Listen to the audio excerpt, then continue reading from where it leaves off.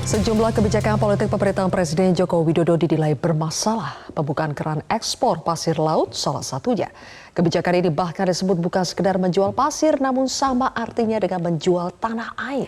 Di tengah gencarnya narasi kesinambungan dan keberlanjutan, apakah program pemerintah yang tidak tepat sasaran layak diteruskan?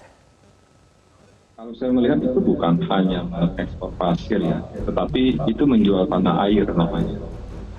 Karena dari proses ekspor pasir ini, garis terluar pulau Indonesia itu akan semakin menyusut. Sedangkan negara-negara tetangga, China itu akan semakin meluas. Dalam masalah ini, inilah yang jual tanah air. Tidak sekedar menjual pasir, namun menjual tanah air. Itulah komentar keras LSM, Wahana Lingkungan Hidup Indonesia. Tak berlebihan bila menjual pasir disebut walhi sama dengan menjual tanah air. Bahan baku pasir untuk reklamasi Singapura berasal dari Kepulauan Riau. Volume ekspor pasir laut ke Singapura mencapai 250 juta meter kubik setiap tahun.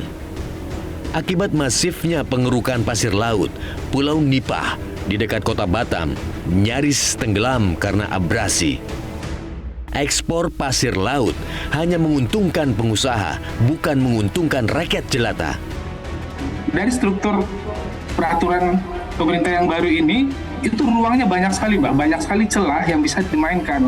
Kami punya banyak catatan analisis yang ternyata ini kita lihat sebagai ruang sebagai upaya pemerintah untuk memfasilitasi pemilik modal atau oligarki untuk masuk mengeksploitasi. Karena kan pasarnya sangat besar ya. Polemik pembukaan izin ekspor pasir laut bermula dari terbitnya peraturan pemerintah nomor 26 tahun 2023 yang diteken Presiden Joko Widodo pada 15 Mei 2023. Aturan ini memungkinkan ekspor sedimen laut alias pasir laut. Pemerintah mengklaim pengerukan pasir bertujuan untuk mencegah pendangkalan. Kalau itu mengendap, jadi apa? Jadi sedimen dan kemudian bisa membahayakan alur pelayaran kan.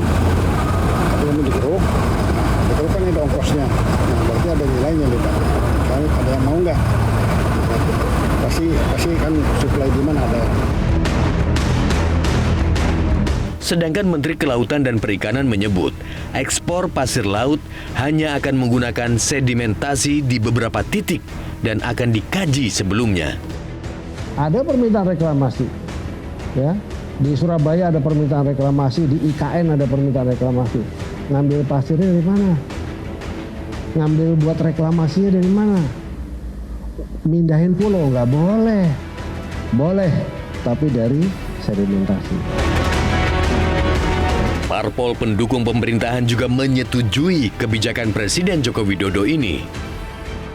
Masa pasir itu menumpuk di daerah Singapura, makin banyak, kita makin kejepit. Nanti lama-lama daratan dipindah ke tempat kita. Antara 1997 hingga 2002, Indonesia rata-rata mengekspor 53 juta ton pasir laut ke Singapura.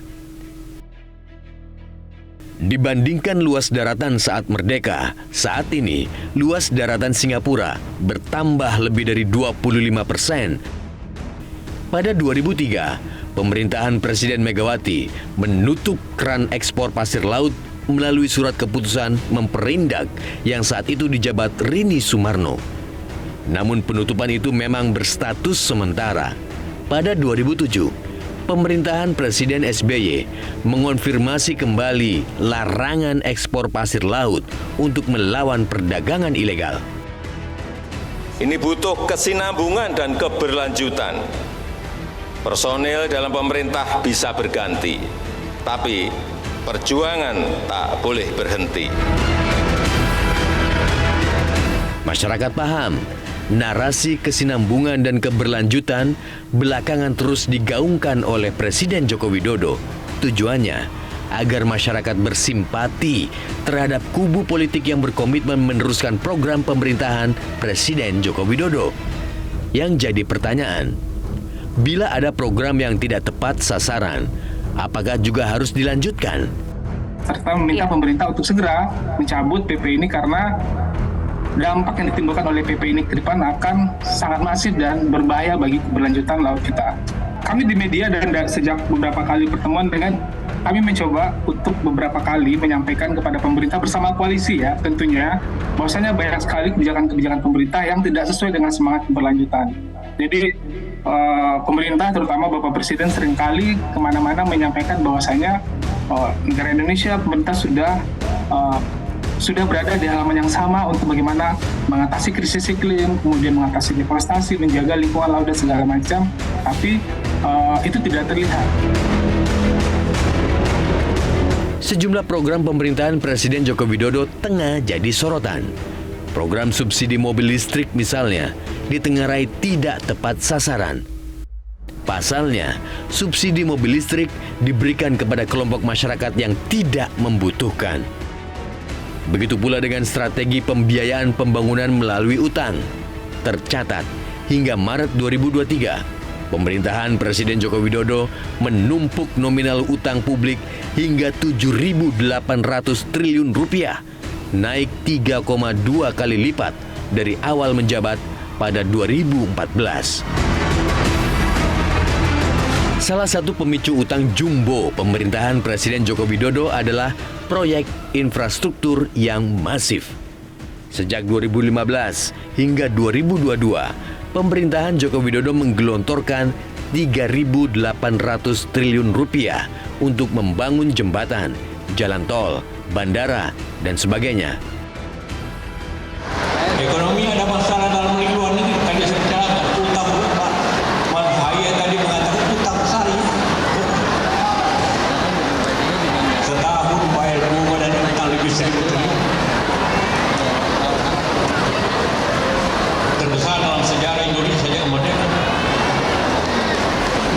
Tentu saya juga berada dalam walaupun tetap kita bisa Berpikir dengan akal sehat, artinya menyikapi narasi kesinambungan dan keberlangsungan secara kritis. Program yang baik tentu dapat dilanjutkan, namun yang tidak baik tentu harus diluruskan. Meluruskan jalan, menghadirkan keadilan. Meluruskan keadilan. Ini yang kita ingin pegang. Ihdinas siratal mustaqim. Kira-kira begitu. Kita ingin ditunjukkan jalan yang tepat ke sana. Nah, proses 5 tahunan ini yang sekarang kita kawal. Dan mengapa kita berbicara tentang kemenangan? Kemenangan ini bukan kemenangan untuk satu pihak. Yang sedang kita bicarakan adalah kemenangan untuk kita mempercepat pelunasan janji kemerdekaan bagi bangsa Indonesia. Ketika arahnya terasa melenceng, diluruskan. Dan ini adalah proses normal yang harus kita jalani terus-menerus. Jadi bagi yang sekarang sedang bertugas, jangan pernah khawatir, karena memang tugasnya akan selesai.